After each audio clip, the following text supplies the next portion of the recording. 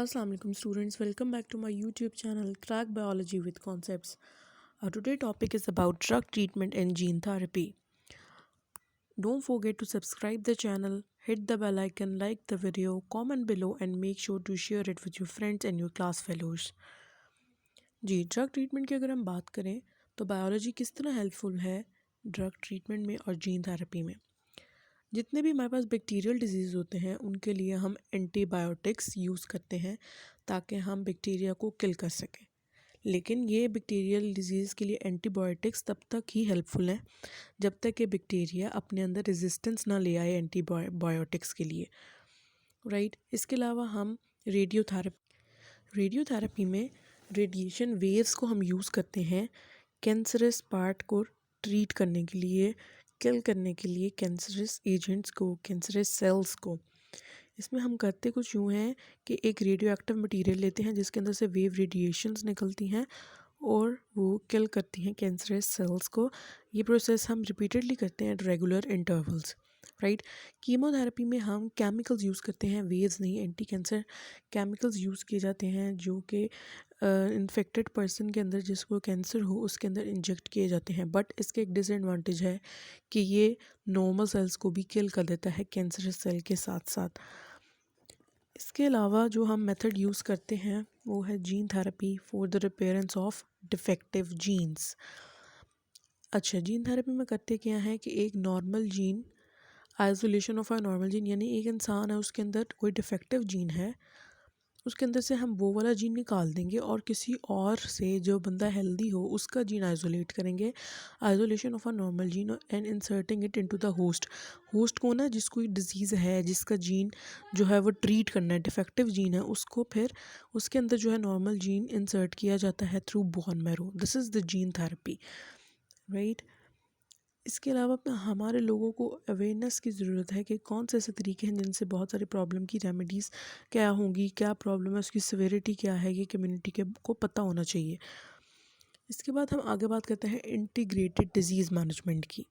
Combating disease मतलब disease को ख़त्म करना, उससे लड़ना, utilising all methods when required and ensuring participation of community. मतलब जो मेथड हमें उस टाइम पता है और रिक्वायर है, ये चीज़ उसमें एक इंश्योर करना है कि कम्युनिटी उसमें पार्टिसिपेट करे, इसको हम कहते हैं integrated disease management. Cloning, cell और individual and all its asexually produced offsprings are called clone.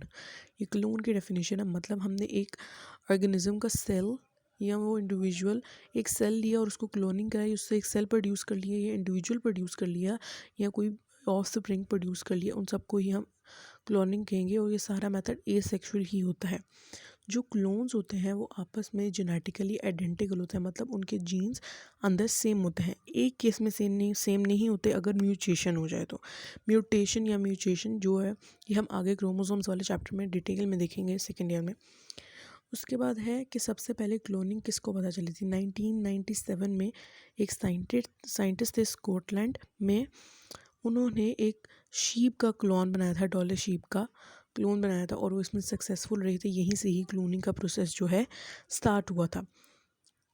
जी, अब हम इसका प्रोसीजर डिटेल में देख लेते हैं कि एक्चुअली हम क्लोनिंग में करते क्या हैं। एक हमने फर्टिलाइज्ड एग लिया, लेट मी ओपन इट।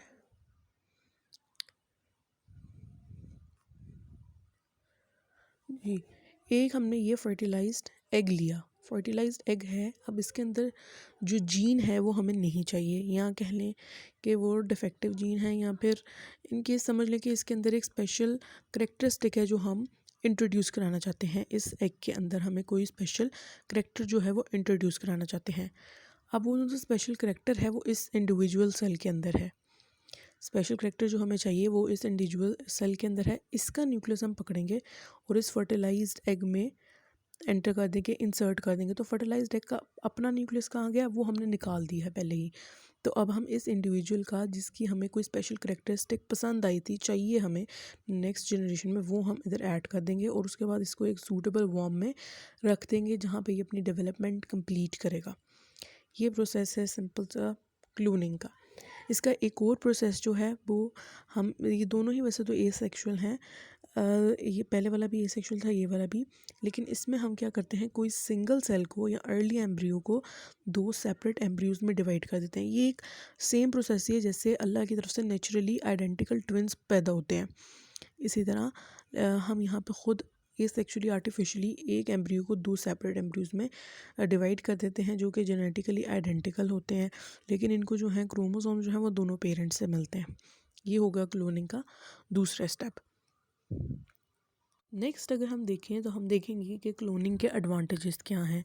तो क्लोनिंग के एडवांटेजेस ये हैं कि हम कमर्शियली वो एनिमल्स जिनकी पेडिग्री बहुत अच्छी है, यानी कि पेडिग्री में नस्ल उनकी कोई बहुत अच्छी है, जैसे कुछ घोड़े बहुत तेज़ भागते हैं, कुछ गायें भैंसें ऐसी हैं जो बहुत ज़्यादा दूध देती हैं, इस तरह के अगर हमें करेक्टरिस्टिक्स चाहिए तो उनके लिए हम कमर्शियल लेवल पे क्लोनिंग को यूज़ कर सकते हैं। इसके अलावा अगर हम ह्यूमन क्लोन की बात करें तो उसके लिए भी कोशिश की जा रही है एज अ ट्रांसप्लांट डोनर। जैसे हम लिवर ट्रांसप्लांट करते हैं, उसके लिए हम कोशिश करें कि ह्यूमन क्लोन को बनाएं, लेकिन अभी ये इस पर डिबेट चल रही है कि ये लीगल है या नहीं, कहीं कहीं पे ये इलीगल भी है। उसके बाद है protection and conservation of environment, यानी कि बायोलॉजी किस तरह हेल्प कर रही है protection and conservation of environment में। अगर हम बात करें इंडस्ट्रियलाइजेशन की, तो इसने बहुत हेल्प की है इंसानों में के लिए कि बहुत सारी चीज़ों को कम टाइम पे और चीपर प्राइस पे बना के। लेकिन इसके कुछ बहुत सारे डिसएडवांटेजेस जो हमें मिले वो इंडस्ट्रियल वेस्ट की सूरत में मिले, जिसमें कुछ ऐसे वेस्ट है जो कार्सिनोजेनिक हैं। कार्सिनोजेनिक मींस ऐसे हैं जो कैंसर कॉजिंग एजेंट्स हैं, कैंसर कॉज कर सकते हैं। इसके अलावा बहुत सारे हैवी मेटल्स जैसे कि लेड जो है वो ऑटोमोबाइल्स में से निकलता है, क्रोमियम फ्रॉम टेनरीज, ये सारे इश्यूज जो हैं ह्यूमन हेल्थ के लिए नुकसानदेह हैं। उसके अलावा हमें जो है इस टाइम स्वेयर नीड है इन सब चीज़ों को कंट्रोल करने की, कि इन सब चीज़ों का कोई सोल्यूशन निकाला जाए कि इनसे कैसे बचा जा सकता है, अदरवाइज़ जो है इस प्लानट पे लाइफ ख़त्म होने का ख़तरा है। अगर हम देखें कि बायोलॉजी ने किस तरह हेल्प की है हमें एनवायरनमेंट को प्रोटेक्ट करने में, इंडस्ट्रियल वेस्ट से बचाने में, हैवी मेटल से बचाने में, तो बायोलॉजिस्ट कहते हैं कि हमें बायो रेमेडिएशन के ज़रिए इस पोल्यूशन को, टॉक्सिक को ख़त्म करना चाहिए, इन पोल्यूटेंट्स को। किस तरह, जैसे एक एग्जांपल है हमारे पास एलजी। अब एलजी क्या करती है कि ये पोल्यूशन को रिड्यूस कर देती है। किस तरह से, ये हैवी मेटल्स को जो है अब्जॉर्ब कर लेती है बाय बायो एब्जॉर्प्शन।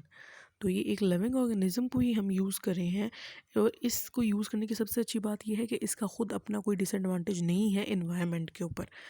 इसके अलावा भी बहुत सारी चीज़ें हैं जिसके लिए हमें स्टेप लेना चाहिए, जैसे कि endangered species of plants and animals. ये इन्वायरमेंट के लिए बहुत ज़्यादा ज़रूरी हैं, लेकिन अगर इनका ख्याल ना रखा गया, इनके लिए कोई स्टेप ना लिया गया, तो हो सकता है इन फ्यूचर ये ख़त्म हो जाए। इसके अलावा इन्वायरमेंटल पोल्यूशन जो कि अब हमारी एक नेशनल प्रॉब्लम बन चुकी है, इसके लिए भी हेल्प करनी चाहिए कि किस तरह इसको कम किया जा सकता है या इसके पॉसिबल सोल्यूशंस क्या हो सकते हैं। इसके अलावा वाटर पोल्यूशन जो है वो डेंजर है फ़िश के लिए। इसी तरह फ़िश को ह्यूमंस भी खाते हैं, हो सकता है इनमें कोई हैवी मेटल्स आएँ और फिर ह्यूमन कंज्यूम करे, तो उनमें इस तरह एक पूरी चेन के अंदर डिजीज़ का कॉज हो सकती हैं। इसके ऊपर भी कंट्रोल करना चाहिए। और अगर हम ऑटोमोबाइल्स की बात करें तो हमें ऑटोमोबाइल्स में लेड फ्री पेट्रोल को लेके आने की ज़रूरत है, ताकि एनवायरनमेंट में पोल्यूशन कम किया जा सके। That's all about today's topic. Don't forget to subscribe the channel and hit the like button. Allah Hafiz students.